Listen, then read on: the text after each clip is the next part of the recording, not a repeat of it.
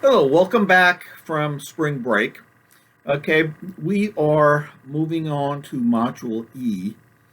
And in this module, we're going to talk about uh, production decisions that are made by a firm, right?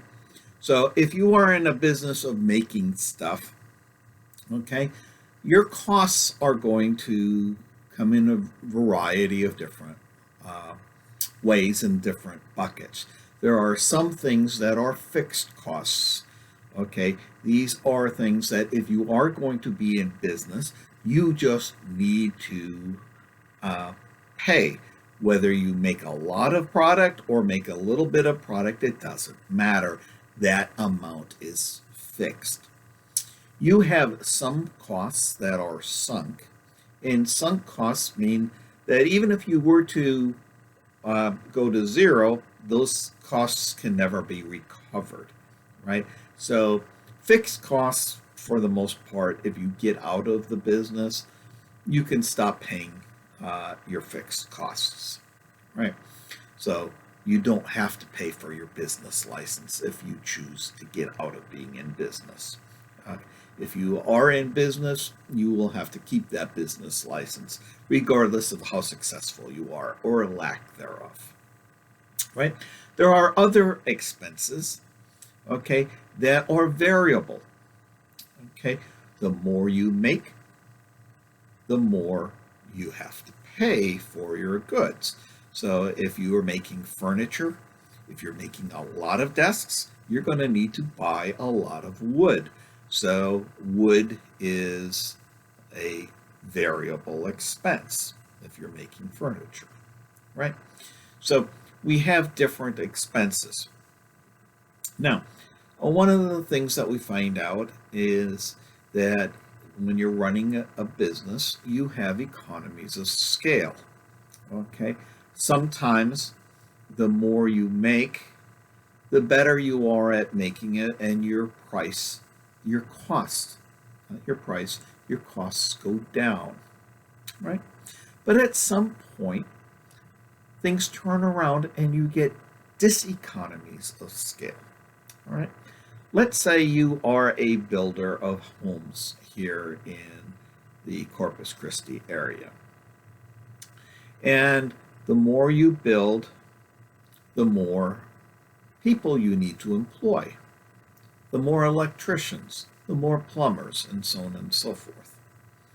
Well, initially, if you build more buildings, okay, you're going to get economies of scale. You can buy wood at cheaper prices because you're buying bulk, you're buying more wood, and so on and so forth.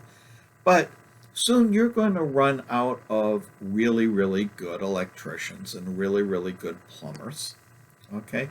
And you're going to have to hire the not so good, right? They'll still get the job done, but they will get it done much uh, longer. It takes them longer to do the job.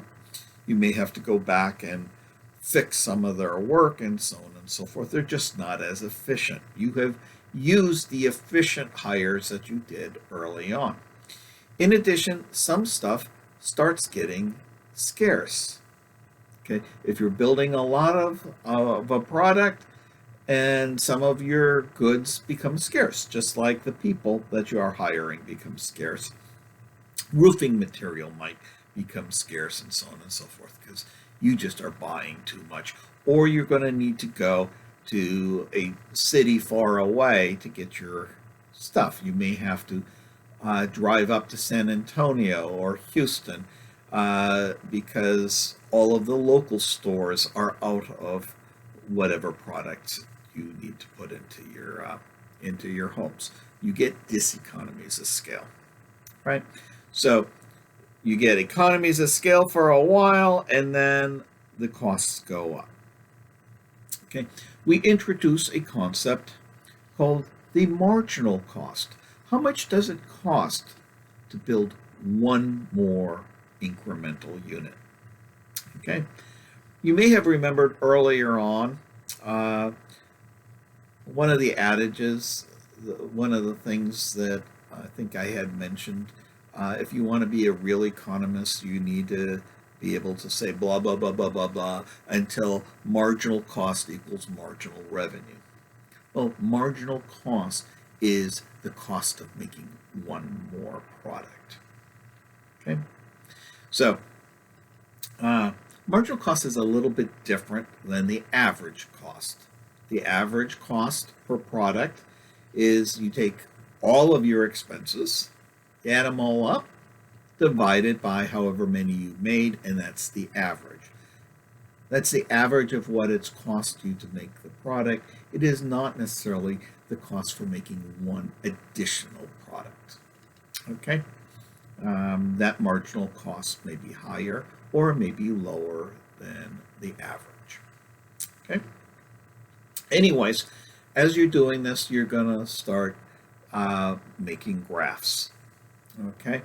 You're going to look at the average, the fixed costs, the average fixed costs. Well, fixed costs don't change as quantity goes up. So as quantity goes up, that fixed cost is over many more product, right? So your fixed cost, your average fixed cost is going to go down. It will always go down. The higher the quantity, it'll go down, right? Because you're spreading that fixed cost over higher quantity. The variable costs, well, the average variable cost typically will come down during that period where you have economies of scale, and then eventually they will go up as you start having diseconomies of scale. Remember, you're always going to get some economies of scale because of the fixed costs, but when the diseconomies of scale on the variable side overwhelm the fixed costs, the average total cost is going to start going up as well, right? And then you've got a neat little graph that magically you will see when you plot the average costs and the marginal costs. You're going to see this weird scenario, right? That the marginal cost clip the other costs, the average variable cost and the average total cost, right at the bottom. Okay? And this is a mathematical. Yeah, the reason that the marginal cost line intersects at the bottom of the average cost curve and the average variable cost, I think you can intuitively a little bit understand it, even though it does look like it's completely unintuitive as to why mathematically that works that way. But here's my question for you. Let's say you have taken a bunch of quizzes in your econ class, right? And your average is 72.6. And now you take another one, and that average is 72.6. What has happened to your average? Nothing. It hasn't gone up, it hasn't gone down, it's flat, right? So your average doesn't change when you add one more marginal test that is at that same amount, which means that where the marginal cost curve goes over the average total cost and the average variable costs curves, because remember,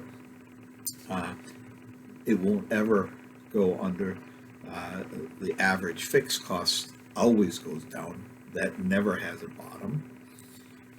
But anyways, when you look at the marginal cost, you're adding in one more unit that is identical to what the average is. So that curve had to be flat at that point. It's not going up, it's not going down. It's got to be flat, which means you must be intersecting the bottom of the curves, because those curves go down flat for a second, and then they go back up. All right, hopefully that's kind of helpful. All right, the last chapter, chapter 14, talks about how these decisions are made in a purely competitive marketplace. Okay, later on, the next module, we'll talk about monopolies and um, other environments, competitive environments. But in purely competition, you have no control over the price. You are a small player in a very, very large pond. You have to take your prices as given. They are the market prices. You might as well charge the market prices because you can sell everything you want at that price. If you go above the market price, nobody's going to buy your product. And if you go less than that, well, you're giving money away because they'll buy as much as you have, but they would have bought it at the market price as well, right? So it's in this environment that we start making decisions as to what we will make. Later on in the next chapters, it's going to be a little bit more complicated because there's a little bit more game playing that you're going to do. Anyways, I hope you enjoy this module, and we'll talk to you at the end. Bye-bye.